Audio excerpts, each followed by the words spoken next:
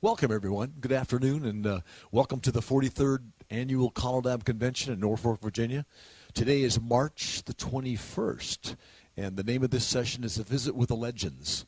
I'm Mike Seastrom, and I'm going to serve as your moderator today, and we have our panelists, our four panelists, which we'll introduce by name, and then we'll go into their legendary tales as we progress through our session today. But Carl Sims, Bob Worley, Johnny Wedge, and Bill Heyman. How about a nice hand for our panelists this afternoon? We're going to start out with Carl, and Carl, many of you know, was involved with the beginning of square dancing in Japan. So, and had a big influence because some of his students and early dancers have become the leaders that have shaped square dancing in Japan. So, Carl, you started out in Japan. What time? What year was that? You get. Let's pick up. We're going to. And by the way, if we have questions, let me know. Or questions for any of the panelists, I'll run the microphone out and we can answer those questions. Okay. I started square dancing in Japan in 1960, and started calling also in 1960. And there was another caller that you started with. I had a friend that was a kind of a half-assed caller that had the equipment. He had a 10-watt Nukem, and when we started, when I started calling, he loaned me his equipment. His name was Gene Threewit. Gene Threewit. When he rotated, I've lost complete contact with him. So this was in the military, and yes. As he rotated out, then you rotated in. Yes. Where did you get your material to begin calling? Or sets in order and every note package I could get a hold of. Get right. Never had a calling lesson. Never had a music lesson. Didn't know nothing about music, and still don't.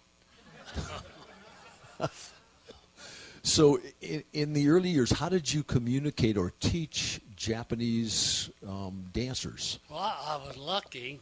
My wife was Japanese, and I married her in 1948. And, of course, we raised 4 kids. But without her, I wouldn't have had the success I did. She was kind of my right-hand person. And so as you taught, did she translate? She would translate, but we taught by demonstration. A ladies' chain, we'd walk through it, just walk through it and tell them how many steps to take, the proper way that we should be doing it today, incidentally. But, so demonstration, and then maybe her translating for you as you would translate it, and then we just take that movement, work it, and with all the movements, and we were wound up being the largest and the most advanced club in Japan. So this was in the Tokyo area. Yes. And you had like an open dance, every Sunday? When we formed the club, we made it a closed dance or a closed club, because all of our students were boys and girls in their late teens, early 20s. And we did not want a 20-year-old GI coming to our dances for obvious reasons. And so we closed it, and once a month we would have an open dance. And our normal dance, attendance to a club or to a club dance was about 5-6 squares. On the weekend, we'd fill a gymnasium with dancers from the Tokyo area. So, these were both GIs and Japanese dancers together. Okay. And some of the dancers that you taught back then that are still calling and shaping were... you probably know them both, Masaru and Tak, that are here today. Takozaki and Naru, the other one. Masaru and Yumiko, his wife, were high school sweethearts. and they were in the first class that we had. And Tack was, he joined the club 6 or 8 months after we started, and he was still in college. And the first thing he ever said to me when we were introduced to him, he says, "My name is Tack Kozaki, and I speak English." So he was translating for you back then? No, No? my wife was. Your wife was. All right. But he could at least patch everything together. Good. I know you said something about these dances where you had 200 dancers and your wife would start making cupcakes. Once a month when we had these open dances, we had 3 girls that were really big buddies and the wife. And they would come out on Saturday. We always danced on Saturday. On Sunday, we had the big coffee and cupcakes and that. Well, they'd make cupcakes all day Saturday. So Sunday, we'd load up and had that big Newcomb, big speakers, 4 kids, 3-4 dozen cupcakes, and a big coffee pot in a 1953 DeSoto. And how far was it to the dance? About 20 miles. About 20 miles. And you said something, how much was it to get into a dance back then? 5 cents. 5 cents. 5 yen. Or 5 yen. Yeah. 5 yen. That was about 150 yen to $1, I think, back then. Yeah. So we didn't make enough money to buy records, but we weren't in the money. We weren't in it for money. that was fantastic. And were there other groups, other GI groups or Japanese groups at the time? There were a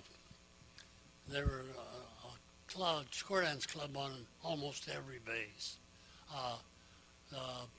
Tokyo, or in the Tokyo area, there were clubs with all Japanese people, and they were using the old records when we first started, and they slowly they would get a guest GI caller.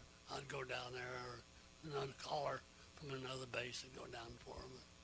But it was, we finally formed a callers association, and got business-like and ruined the whole thing. But what did they, at that time, were there Japanese callers that began calling? They began calling, yes, in the Japanese clubs. Then they spread to other parts of Japan before we got to now. We had clubs in Nagoya, Osaka, and you had 3 or 4 clubs here and there. Right. Misawa, they had a club up there. Very good. Yeah, all the way up in the north edge of Misawa. A big event in Japan, even today, they still talk about the time when Bob Osgood and Bob Van Antwerp came with a group of American dancers and visited in Japan. This was 1964 they came over. They brought a busload of dancers, Bob Van Antwerp and Bob Osgood. Came over special to dance with us. And we went to the hotel and got in an old school bus, picked them up and drove them 20 miles out where we danced, and really had a good time. Bob Osgood and Bob Van Antwerp were 2 of the best people in the world. They in fact, we were featured in one of the sets and orders back then. Yeah. But the most memorable thing that we had Parents' Day. And, of course, over there they don't socialize like we do here. So all the parents dresses up in their finest silks, comes out and sits. She sits here and he sits here and that. And, of course, we made double fruitcakes that day. And after that, when they finally met us, kids always told us that as long as we were with you or the club, our parents are okay. So when we met the parents, I think that was probably the best thing we ever did over there. So that they knew their kids were safe going Yeah. to your dance and you were taking care of them. Right, right. And we had a house full every weekend. So didn't you say that your wife was almost like a counselor to a lot of the kids back then? Counselor, mother, everything. What did they call her? Tamaya-san. Tamaya-san. Yeah. Yeah, yes. Anybody have any questions for Carl? Anything more about what his experiences? Yes. Wait. Claudia from Strathmore, Alberta. There are more women Japanese dancers than there are men. Was that the case Back when you then, first no. started, 1960? No. So why did it change? Japanese men are concerned more with their careers. The average Japanese workday is 8 hours plus 6 hours of socializing. And that's why if you get on a train at 10 o'clock at night, you see a bunch of drunk office workers. And socializing is very important over there. As part of the work, Yeah. that they do over there. Many of the clubs that are in Japan right now are dance during the daytime. So many of those ladies, those clubs that are primarily of women, are dance during the daytime. And there's a tremendous number of women callers in Japan too that not only call to the mixed groups but to the women callers as well. Very, very good group of, yes. Yeah. Yeah. I think one of the funniest things that ever happened to us over there, we were off down mid-Honshu someplace, and had one of these big dances, and everything was really popping. You know, one of those dances where everybody was having fun. And one of the callers' wives came up after a tip, just madder than a hornet. You know, I mean, she was fuming. Well, what's the matter? You know, some SOB. Scratched the palm of my hand out there and grand right and left. Of course, when the Japanese get tickled, they tickle each other, you know. Well, somebody had tickled the palm of her hand, and you try explaining that.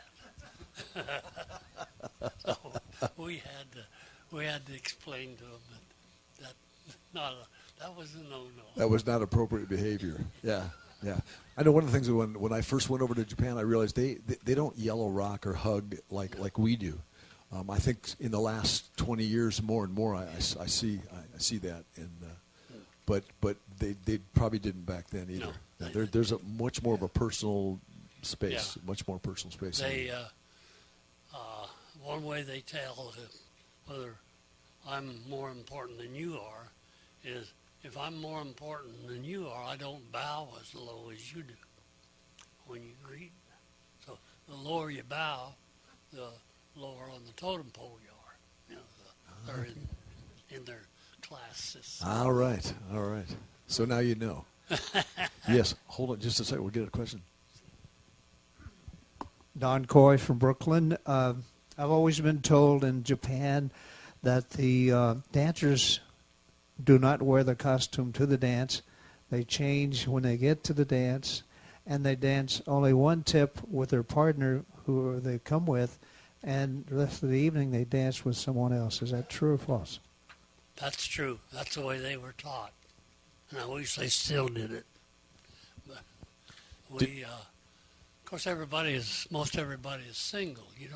Married couples are not as common, so they do that. The reason why they'll dress coming into the dance is because very often the dances are held right after their work day.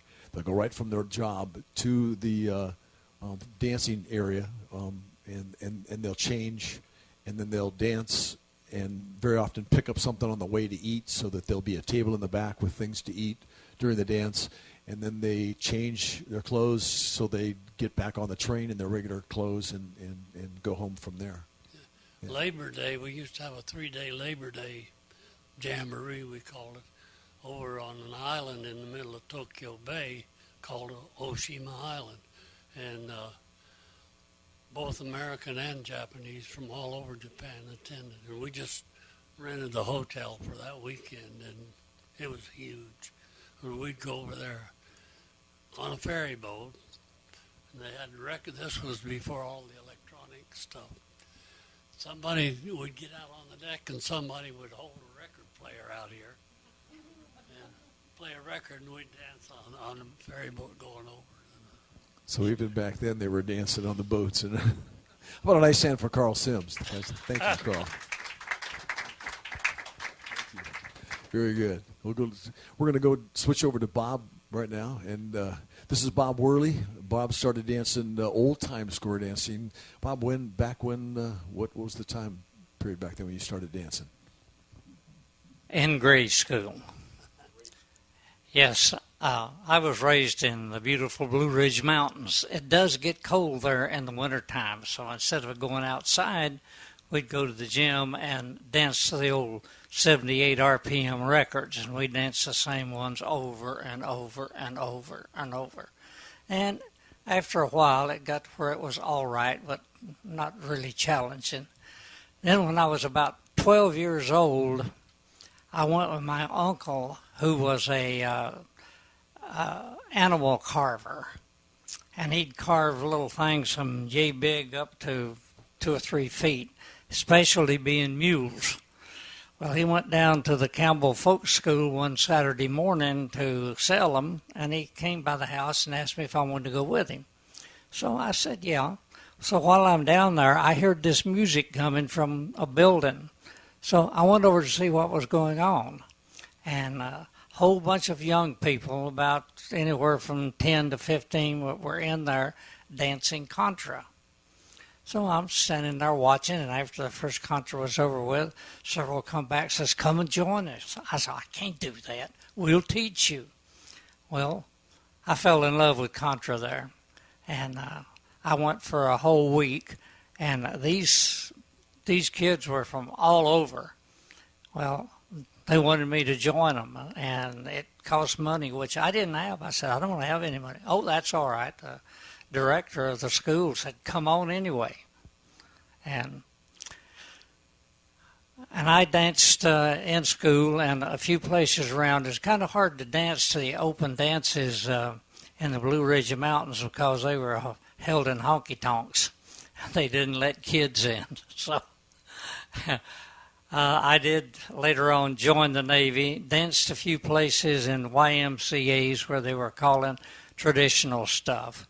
And I did dance a few times back home after I was in the Navy, and they had a good time in those honky-tonks, believe me. So anyway, eventually I was transferred to the islands of Bermuda. And when we arrived there, and we were put in a guest house to stay, and they were having a square dance down in the lobby. So I went down to see what they were doing. They were dancing the old-fashioned stuff. So that was really good. I could dance with them. And we got my wife involved in it, and after about 3 or 4 months, they closed, this was an air station, a seaplane station. They closed it down and moved it out, and of course, all of the square dancers, with the exception of a couple of squares, went with them. So did their caller. So myself and another fellow started teaching from records, and teaching the old-time stuff. We'd walk them through it, and which you did at most every old-time dance. You'd walk them through them and then call it for them.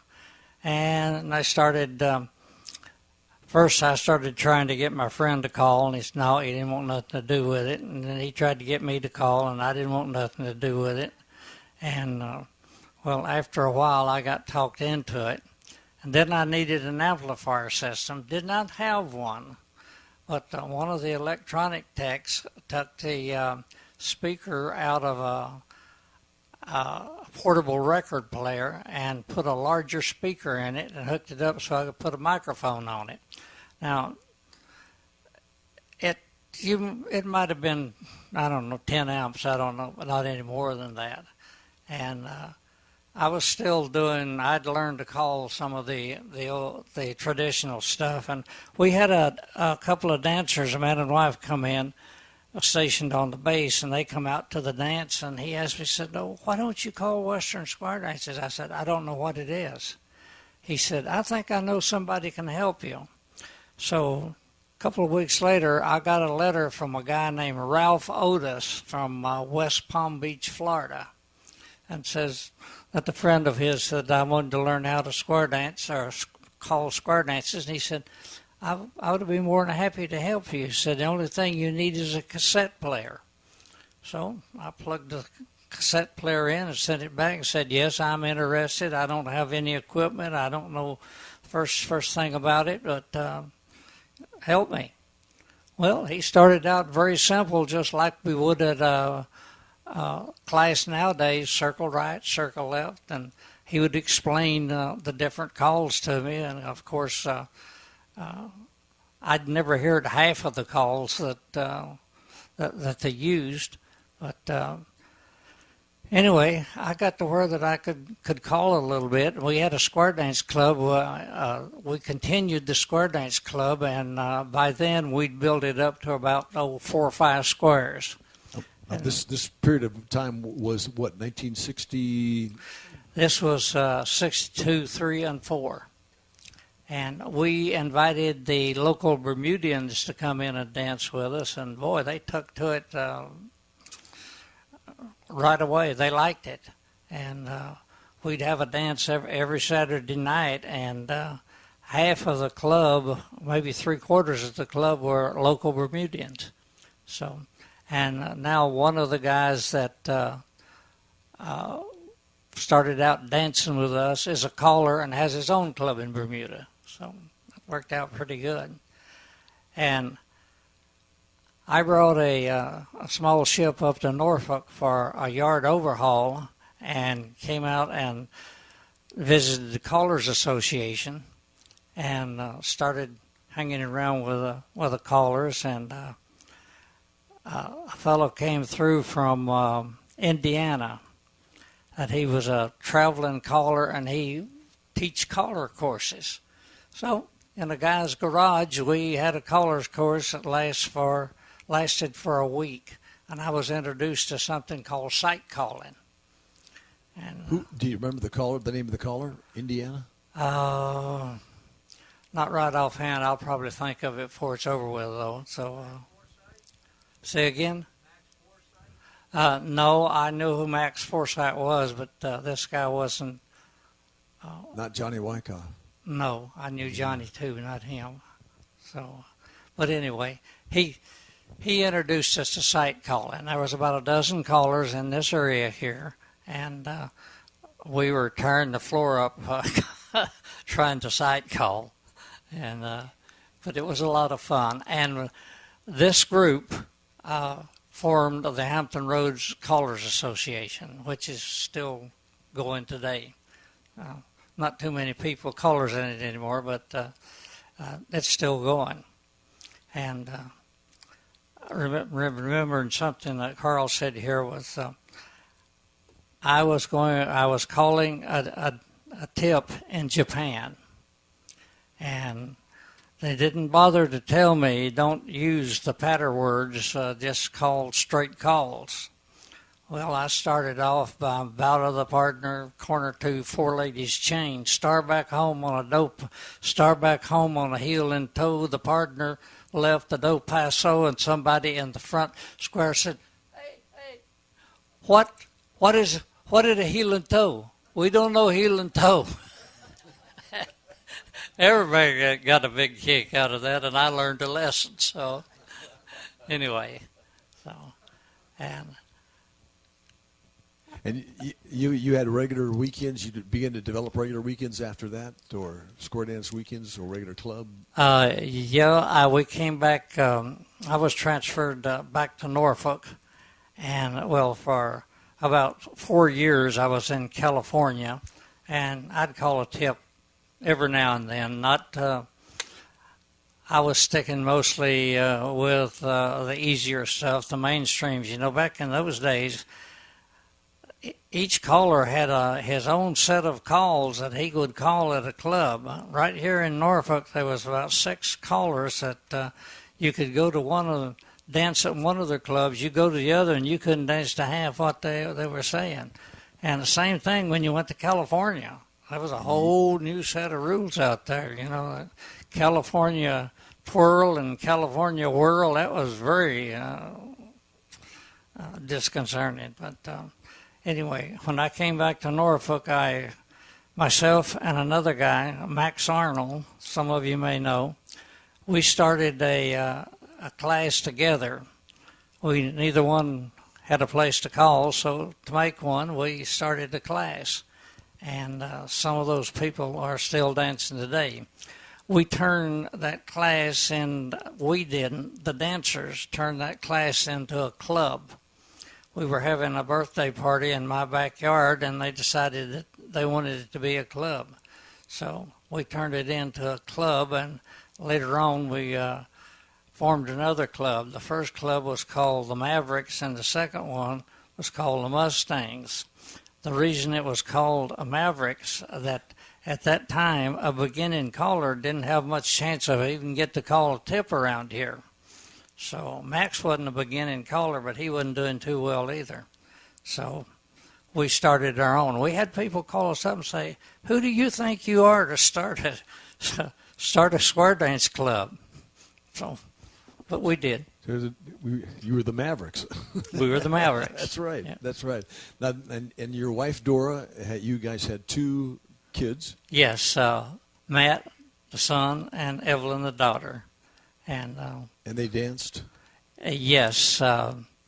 Evelyn started dancing in Bermuda, and when Matt came along later, he would be playing on the back of the stage or over in the corner while I was teaching. Well, there's a story that goes with Matt that some people don't believe, but he was about 4 years old. And, let me back up a little here. He would go up to my room with me when I would practice, and he'd just sit up there and just sing along with me, and pretty soon I had to get him a microphone to sing into. And then one day he says to me, he said, we had to order records. Most of our records came from Ohio, Arizona, and I don't remember where. But anyway, one day I was still on active duty, and one day Matt said to me, he said, "Dad, when the records come in, would it be all right if I opened them up and listened to them?" And I said, "Sure." Now, at that age, I could trust him to play with my equipment. Even when somebody would come over to play with him and he'd go in and entertain him, he wouldn't let them touch the equipment. And to this day, he takes better care of the equipment than I do. But anyway, he says, "Dad, if I learned a song real good, would you let me call it?" And I said, "Sure." Well, about a month later, he said, "I'm ready." I was teaching a class in Virginia Beach, and I said, "What are you ready for?" He said, "I'm ready to call." I said, "Are you sure?" And he said, "Yeah." How old was he? 4 years old. Well, we pulled a couple of Coke cases out, crates out, and let him stand on them. Well, he was only about 2.5 feet tall. So put him up on it, and everybody was like, "What's he going to do? What's he going to do?" And the record that he learned, I'm sure some of you will be familiar with it, was called "Going to San Antonio." And I was a little nervous. I didn't know what he was going to do. And I put the needle down, and man, he hit it off and didn't miss a lick. And he was a novelty around here for quite some time. We'd go to a club. They wouldn't ask me to call, but they'd ask him to call. and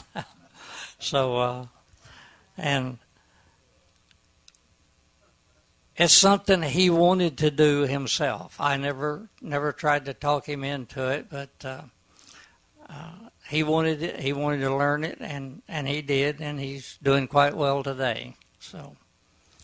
Fantastic. And you also started the Virginia Callers Association? Yes, the first group of callers that got together here in Norfolk after Ray McVeigh was the name of the guy. I told you I'd remember it after a while. Ray McVeigh was the one that came through here, and we had a meeting in this guy's house and formed the Hampton Roads Callers Association. So, a brother of Max Arnold, Sid, was his house, and I think he was the first president. So, anybody else have questions for Bob? Bob, thank you very much for sharing. My pleasure. Now, I want everybody here to understand that I'm not a legend. I'm just up here to make these guys look good. A nice hand for Bob Worley. Nice hand. Our next panelist is Johnny Wedge, and Johnny, too, started in the military, I believe, right, Johnny? Yeah, that's correct. And what year was that? 1958. Okay. Actually, my very, very first square dancing was as an 11, 12-year-old boy. I used to go with my parents to Prince Edward Island, Canada. They were both born and raised in Prince Edward Island, and they had relatives there. And we would go to the Canadian Legion, and it was in the French section because Prince Edward Island is mostly Scottish and Irish. And we would dance the quadrilles. And my father hated dancing. He wouldn't go, so my mother would drag me in. And I loved it. I just had a ball. I can remember that for years. Yeah, but anyway, that went away. And then at the age of 17 and a half or so, I went in the Air Force. And in San Antonio, Texas, I started my square dancing. Okay. And in San Antonio, Texas, it was a college school, or what got you Well, I involved? started square dancing first with a club called the Friendly Folks of San Antonio. And my teacher was Freeman Saddlemeyer. He was a master sergeant in the organization I worked at. And then I got to tell you, when we graduated as students, I just found it fascinating. I was always one that couldn't believe how people did things. And he would, dive through and pass through and start through and pass through. And there's the corner alley left. And I'd say, how does he do that? How does he know? So I asked him one night, and he said, well, the only way to find out is to go to my caller school. And I'm going to tell you, in all honesty, I had no intention of becoming a caller. I just wanted to find out that answer. So I went to his caller school. Never did find out. But anyway, I went to his caller school, and it was interesting. I think we had 4 students. It was held at his home. I think we went 2 nights a week, if I can recall, quite a while back. But when I graduated that school, I still wanted to know more. And he told me about a caller school to a caller that I loved dancing to, a fellow, none of you ever heard of him, is Marshall Flippo. But he and C.O. Guest were running a school. To this day, I'm not sure where it was. It was south of San Antonio, I think in a town called San Angelo. It was an old military establishment that had been closed, and they somehow booked it. And that was quite a school. They were interesting. Let's get to one funny story. Marshall Flippo, when I finally started meeting him here at CALLERLAB, I'm going to be honest, I don't think he remembered me. But I was talking about going to his school and about things that happened, and I talked about one night we were near a swimming pool there, and he said, "You aren't the fella that stepped up backwards and fell into the pool." I said, that's the only thing he remembered about me, that I had backed up and fallen into the pool.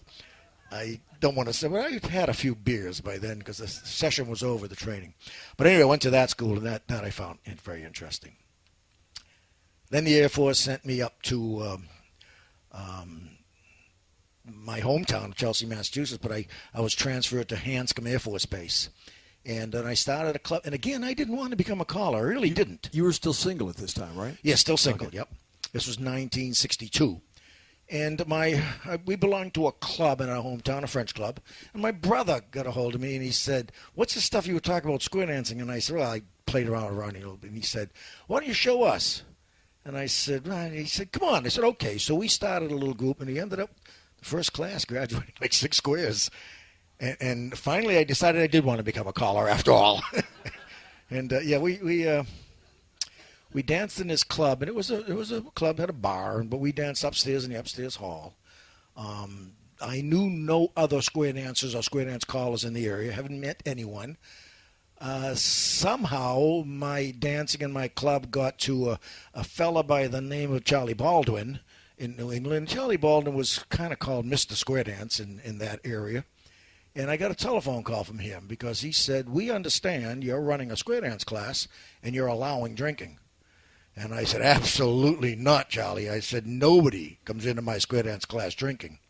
I said, nobody comes into my square dance class with alcohol in their hand. I said, when we take a break and some of them run downstairs, there's not too much I can do about that. But when they come back upstairs in the hall, they do not carry the drink with them. So he was happy with that. So we ran that club for a couple of years. Then I met my lovely wife in 1964. Oh, yeah, excuse me, my yes, wonderful wife. And we get married in November of 64. Just shortly before that, I had been dating her, and the Air Force notified me they were sending me to Amarillo, Texas.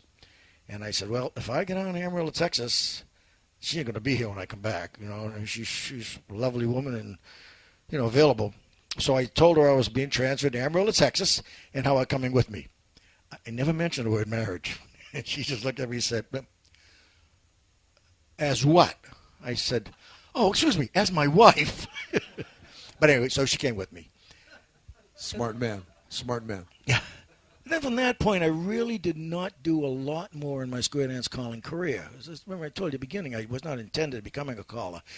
In Amarillo, we did meet with Tex Henseling. DJ Henseling was I don't know if anyone here knew that name, but he was a military caller from Europe, and they come back, and he and his wife, and we became very good friends with them. And one night, we had Ed Gilmore as our local caller come to our local club, and then he was staying with Tex, and Tex had invited me. Oh, I didn't tell you. At this point, my wife had left Amarillo. I had brought her home because she was ready to deliver, and my scheduled delivery date was 2 days after my scheduled discharge date. And I thought, boy, if I get discharged and 2 days later she delivers, I no longer have military privileges. I no longer have military hospitals. We're stuck down here in Amarillo, Texas with no insurance. And so I took her home earlier so she could be there. But anyway, so I spent the night with DJ Henseling, and they were doing a singing call. They were writing a singing call to See the USA in Your Chevrolet, and they were working out the figure. And I was just sitting there listening. I was fascinated by it. And DJ said to Ed, what should we do for the center break? And Ed said, let's let the kid do it. Hey, you. And he pointed at me. I think I said something like 4 ladies, chain them back, join hands, circle left, Allen left, weave. That's great, he said. I love that. We'll use. I mean, come on, that's the simplest break there was. But Ed Gilmore was a generous man. Anyway, we did that. But then I kind of got out of it until I came back home in 65, and until 65 to 69, I did very, very little. And then I was at a church group, a Catholic men's organization, and they were talking about having a fundraiser or something. Someone said something about a square dance. And I said, hey, guys, I used to do that. If you want, I'll be happy to do one for you. And they said, okay. So I did have a system. It was I don't even know what it was. It was a homemade thing. It was any name you'd ever heard of. It was an amplifier. The record player did not have speed control, so I had to work around that. But we did form a club. Then that club ended up being in my hometown at the Shuffling Shoes, and that ended up being a very successful club. That ended up with 16, 17 squares at one point. And that was in 1969. And then from that point, I continued. So in the meantime, from that time, but you had several more, your kids. You had several more, two. Two more, oh, sorry, 2 more kids, okay. Two period. Two more. Okay. 2 kids. Two daughters, yes. Okay, two daughters. Matter of fact, he was talking about the children. Neither one of them ever called, but we had formed the teenage club. The senior club I called for formed the teenage club, and the limit was 11 years old. It had to be 11 to join. Our daughters were exactly a year apart. So one was 11 and a half, the other was 10 and a half. And so the 11 and a half, of course, joined. And in the 3rd or 4th week, I brought the 10 and a half down. And one of the adult advisors said, John, she's not old enough. And I said, you ever in the military? He said, no. I said, you don't know the term RHIP. He said, no. I said, in the military, that means rank has its privileges. I said, in square dancing, we have a term called CHIP, and it means caller has its privileges. My 10-year-old daughter is a member of this class. He said, absolutely, absolutely. All right. So we did have a teenage club, and I really enjoyed work with the teens. That was a lot of fun. They used to aggravate me. You know, don't know if any of you ever worked with teens or taught teens. You have. I know you have. But I'd be teaching something, and they'd be grabbing with each other and playing around and pushing and try to get them quiet. And I'd say, I'll teach them a lesson. Put the needle down the record. Start calling when I was teaching. They did it perfectly. I used to get so mad. They weren't even listening to me. But teaching children, they're in the learning stage. Their mind is wide open to learn. Not like us adults. Anyway, so we did. Yeah. And you could continue to call for several clubs in the area for... Yeah, I had 4 different clubs that I was club caller for. I retired in 2011 after 52 years of calling. I retired for a couple of reasons, but I retired. And since that time, you've done a lot of work with the New England Foundation. Yeah, I'm still active, in the leadership roles in square dancing, and I'm very active with the Square Dance Foundation of New England. I just ended up going to Gardner Patton's session over there, and he and I have both done a lot of work with them.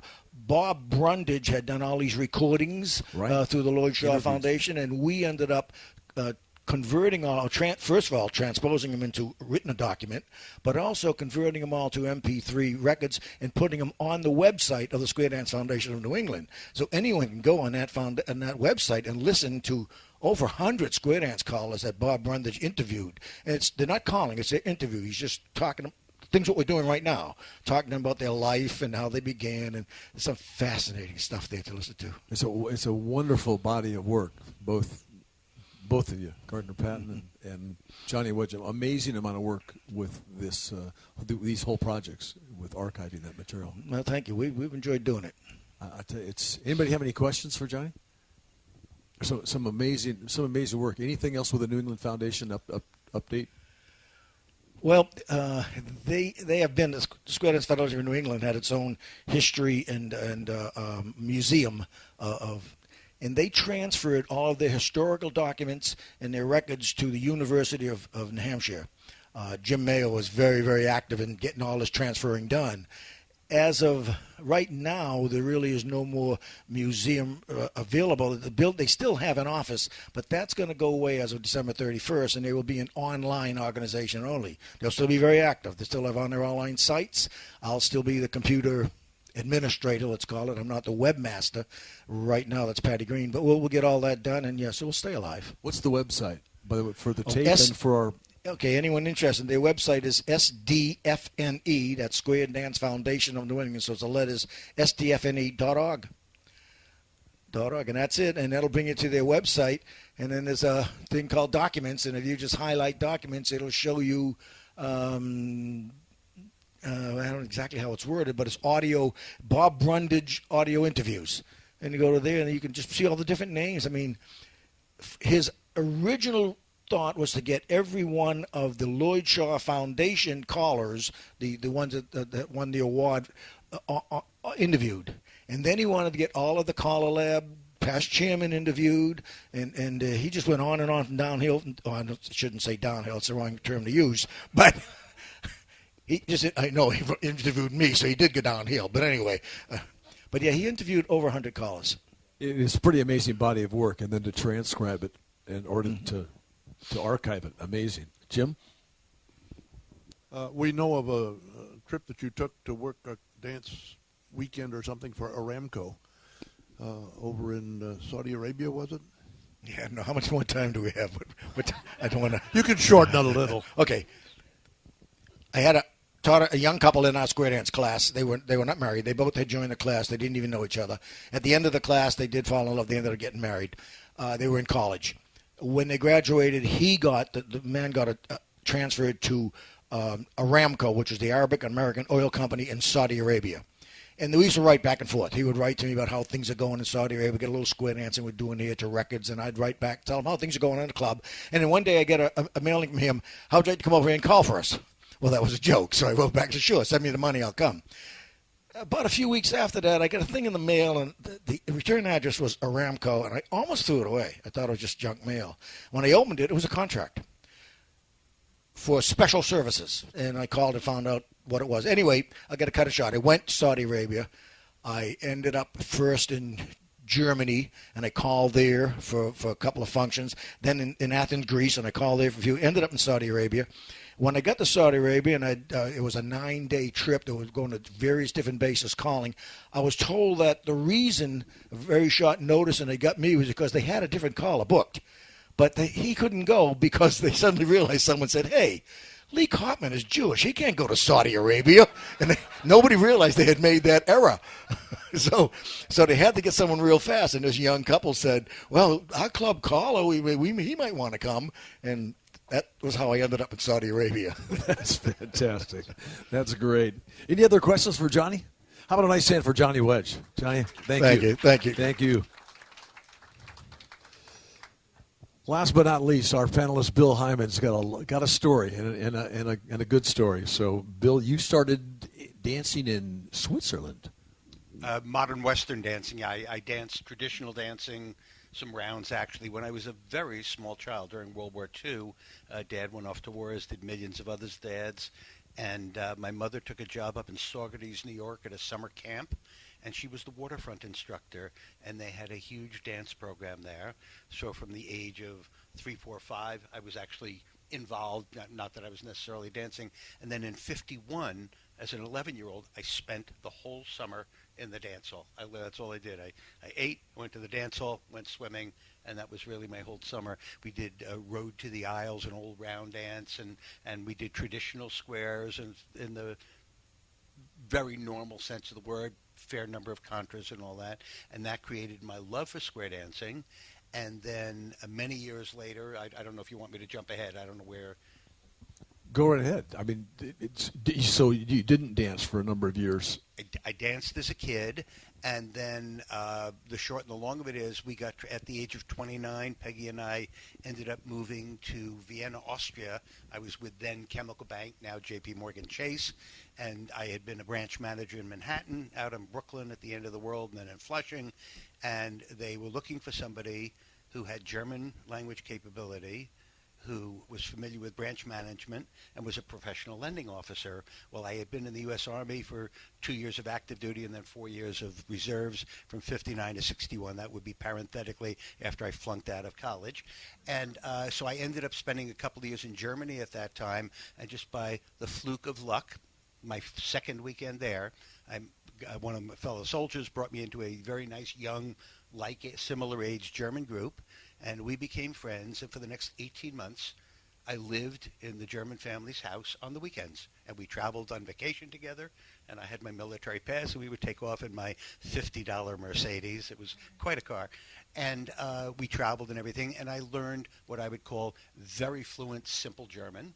And it was that language capability that many years later enabled me to get asked by personnel to go to an assignment in Vienna. So at 29, with a 14-month-old daughter, we found ourselves in Vienna, Austria, on a 2-year assignment. To make it short, the 2 years became 5 years. I was completely bilingual by the end of that 5 years. I was working in German pretty much, well, actually all the time. And we then went to Frankfurt, Germany, still not dancing, worked in the Frankfurt German branch of the bank, spent 3 years there, and my boss said, how would you like to be country manager in Switzerland? So at age 37, then with 2 more children, we moved to Austria. We moved to Zurich. And in I think our second year there, Walt Cooley from California, very, very well known to the California community in particular, was the community relations officer for General Electric, who were building an atomic power plant up the river a little bit. So his responsibility was to be responsible for the municipal relationship and also the cantonal or state relationship with the canton in which it was being built. And he started an international American square dance club. Some Austrians in it, some Swiss, Germans, Dutch, Americans, and so forth. That's where I started dancing, and a few months later, I said, gee, I danced as a kid, liked to sing. Would you teach me to go? And he said, sure. And pretty much from then on, he sent me home with his turntable and his records, and he assigned me a tip to teach the next week at the class. Very specific lesson plan. I had to prepare it prior to the start of the lesson. He just reviewed it with me. I would do it. He would correct me as I went along. And after the class, I had to sit there and take it. It was, I obviously made more than a couple of mistakes, but he was very, very helpful. And I got so excited about it. There were two little cute stories. He was on this really funny thing. It's called the tape service from Hanhurst's. And he had the tape every month. And he never showed it to me. What year was this? That would have been 77, yeah. We went there in 77, about 1978. And I saw that he had the tapes with the insert and everything, and I said, "What's that?" And he said, "Well, that's a tape service. It's like a DJ'd radio show, and I get that every month from Donna and Loretta Hanhurst in Florida, and I get to listen to the 30 or 40 new songs. I then order what I want." And I said, "When you're done with that tape, could you let me use it?" And he said, "Sure, but only once." Because the rule was then, and later on what remained, that it's a sample tape to anybody who's not the subscriber. You bought the service, not the tape. It was not his to share with anybody else, very much in the Guild of Pride context of not stealing music. In this case, it happened to be a service. So there I was prophetically, interestingly enough. I was allowed to listen to it once, and I got really excited about the tape. And I said, "Well, then when you have new records, I know I can't listen to the tape, but when you buy the records, would you add on records to order for me?" And I would figure out what I wanted. So he, on my behalf, he was ordering records through Hanhurst Tape Service. For those of you who don't know it, in 1987, Peggy and I became the owners of Hanhurst Tape and Record Service, and it grew from there. But it was sort of interesting that he had that. The other quick story about Walt is I was so excited. He had a really nice Hilton. I had no turntable, obviously. And I said, I don't have the money to buy a Hilton, but I'd really like a turntable. He said, "No problem. I have an old kid's turntable, one of those little cheap suitcase turntables. Let's do it as a project." And he's a really good electronics guy. Great. And I'm good with a soldering iron. One Saturday, he came over, and we toiled on this thing. And we took a long machine screw, and we bent it around a curve so that we had a rough edge. And then we had an angle bolt that we could sort of slide up and down it to adjust the speed. And we took the 3-step speed wheel inside, and I spent an hour dripping solder onto it to get it. And then I took a file, and we filed it down, and then he put it on the motor, and I sanded it down so it was smooth. We got this whole thing. Hours and hours of work. It was amazing. We were so excited. We grabbed the record, threw it on. The amplifier was burned out. I was crushed. I was crushed. And so what did you finally do for sound equipment? Did you get any sound equipment while you were over there? I never got sound equipment. I had a modest number of records by the time I came back. 1980, Peggy and I were transferred back to the States to work in Manhattan, so we ended up buying a house in Jersey. And the first dance I had called was actually in Basel, Switzerland. I had been in New York on a business trip and vacation with Peggy, and I had to fly back early to go to Basel. It was the first dance I ever called. It was in an unheated, frozen barn in the hills of Basel, Switzerland. They danced with snow parkas on, with jackets on. I danced with parkas and my big fat gloves and everything. Damn near froze to death calling.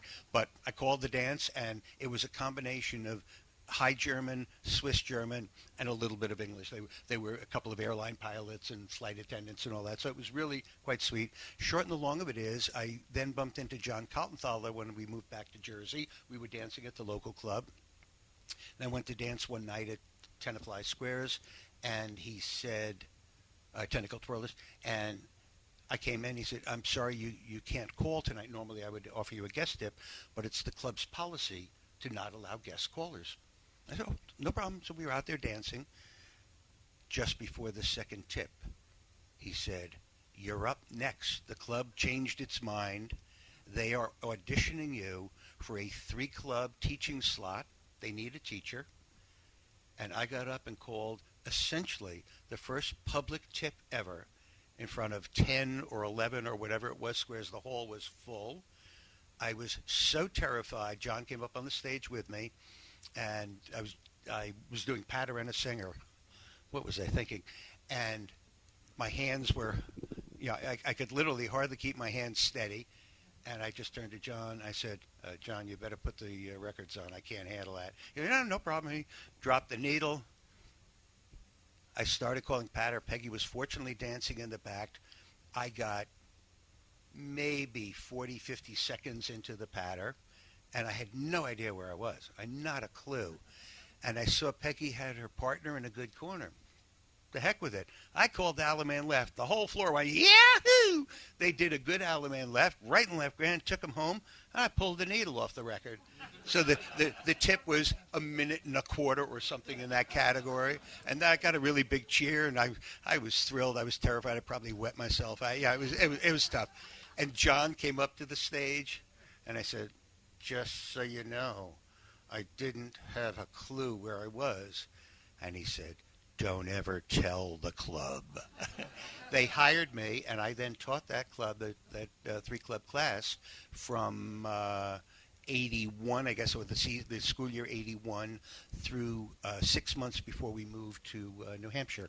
So I taught it about 11 or 12 years. And I resigned the class. I knew I was in the process of moving. I resigned the class before that school year. I didn't want to start the class, and then they'd have to scramble in the middle of the year because I knew we were moving. Now, then there was something about Peggy wanting to go back to work. Sure. Peggy had gone to Columbia University, has a master's in psychiatric social work, and she wanted to go back to work, and logic would tell you that she was going to be a psychiatric social worker again. That was not the case. She had done that for a number of years, did not want to return to that. And I said, well, why don't we start a caller's supply company? I need a wireless mic. So if we buy 3, sell 2, I got a freebie. And that's exactly what we did. We bought 3 Edcore wireless microphones, and we sold 2 of them, so I had my free wireless mic. And it sort of escalated from there. It was called, really clever name, Caller's Corner, Cuer's Corner. That was in 1982. And then in 1983, I went to order some more Supreme sound columns. I had been selling them for the late Bob Vineyard, and found out he had just passed away. And long story short, I ended up with Peggy. We drove down to Fenton, Missouri, and we purchased the company in 1983. So we owned Supreme Audio. We actually manufactured Supreme sound columns for a fair number of years, actually into our move up to New Hampshire. And it was 83, and then in 87, or in 86, Don and Loretta agreed to sell Hanhurst Tape Service to me, and at the very last minute, they backed out, not for business or monetary reasons. Don called me up one day and he said, it's my baby. I can't let go yet. I just don't have, emotionally, I can't do it. I said, no problem. And I said, call me when you're ready. And a year later, he called me up one day. He said, I'm ready. So we ended up purchasing Hanhurst. We bought it with about 1,100 subscribers on the tape service, and through a series of acquisitions of very tiny tape services, 10 people on it, 15, 20 or whatever, we built it up to just under 2,000 subscribers. And that was for a fair number of years. And we did the tape at home. And how many subscribed to that tape service over the years? In the day, yeah. Listen to Bill. Yes. It was a lot of fun. I really enjoyed that period. I really learned so much about music when I was making the tape, because it was not just once that I dropped the needle. I obviously did a lot of listening, and I really learned a great deal. It was very educational for me. It was good business too, but it was perhaps more than that. It was very educational, and it really turned into a pretty fair-sized business. And then in 1993, we moved to New Hampshire, and we still had the business then. And I had already had the angioplasty, and I was having some cardiac problems, and I knew that it was going to get serious. And we decided the week before Christmas of 04 to sell the business. And I picked up the phone, and I called Tom and Pam Dillander, and there was no answer. So I left a message on the phone, and he and I we didn't talk during the year, but we would talk at the convention, and it was always the joke, who's going to buy out whom? And I said, well, the rules in America are the old guy gets to sell to the young guy. Those are the rules. And we offered the company to them. Half hour later, they called us back, and less than 15 minutes of chat on the phone, we had a deal done. And they then went to CALLERLAB that year, because I didn't want to end up bringing the company to CALLERLAB, only to find out a month later they were going to own it. Made no sense for either of us. And that worked out really, really well. And we provided tech support for Tom and Pam until 3 months ago when Paul Cote and Mary Ellen bought the company. All of that was on our server, and we provided a lot of the tech support behind the scenes. And Dosado.com was your baby, wasn't it? I did. French. What's Bob? Robert French. Rob French. Rob French was looking to step away from Dosado, who he had founded it in the very early days of the web, and I ended up acquiring that from him, and we built it up. It was a really good early 90s startup kind of website, very, very reminiscent of that period. And Rob was on to so many other things. He ended up selling his company for $1 billion, stuff like that. Minor details, and there I am playing around with Dosado.com. But he was he ran a company where the starting hire position was a PhD with experience, and it went up from there. So it was quite a successful company. Short and long of it is we ran that company until 2004, and then Tom took it over. And very good. Any questions for Bill? There's probably some blanks in there. Wait, Jim? I think you did a anniversary or rededication of the Statue of Liberty dance that we have in the foundation. Could you tell us how that came about? Yes, very simply. It was 1986, and we, being all of the callers in northern New Jersey, the Northern New Jersey Callers Association, Callers Council of New Jersey was totally involved. Northern New Jersey Square Dancers Association was involved, and we ran a dance out at Liberty State Park to raise money for that, and the dancers put a fair amount of money, and that money was donated to the Reconstruction Fund. And then a year or two later, I don't remember exactly what it was, they were doing an ABC 3-hour TV broadcast, and there was a sing-off, a call-off, if you will, at one of the buildings in New York to get the job to be the caller on TV. And I was fortunate enough to have gone in there and did my usual overdramatic kind of inappropriate screaming and yelling kind of act. And that actually got the job because he said, be overdramatic. Sort of my middle name. In any event, I was given the job, and we called on ABC TV in 1986. There were 80,000 people in Giant Stadium, and there were 80 million people around the world watching the broadcast. Talk about nervous. That gave a new meaning to nerves. Fortunately, about 2 weeks before the event, the producer finally got nervous himself, and he forced everybody to go into the recording studio, Liza Minnelli, everybody, and pre-record it. So the way I describe it, we did our 3 minutes and 15 seconds of dancing. Peggy was out there dancing with Joe Pagano, and you guys. Were you involved in that at that time, or Dottie? You danced in that. My name's Dot Coy, and I didn't even know Don at the time, and I was lucky enough to be one of the dancers chosen. And we had a wonderful time, and Bill did a fantastic job. Thank you. It was about. I had just met Dot at the Indianapolis Convention in 1986. She went home to Brooklyn, and I went to the house to watch her on TV that night. Very romantic, right? That's one. I didn't know that. But it was a really fun thing, and there were about 220-something dancers out on the field, all competed, if you will, to get a slot on the dance team. That was wonderful. And the other thing I should mention to you is I was followed by Waylon Jennings. So I used, depending on who you know or what mood I'm in, I usually say, well, I did open for Waylon. Thanks for bringing that up. That's a great story. Bill, you guys ran the whole Supreme Audio Hanhurst tape service for how many years? We started the company in 82, bought Supreme with the name in 83, Hanhursts and various other small tape services in the following years.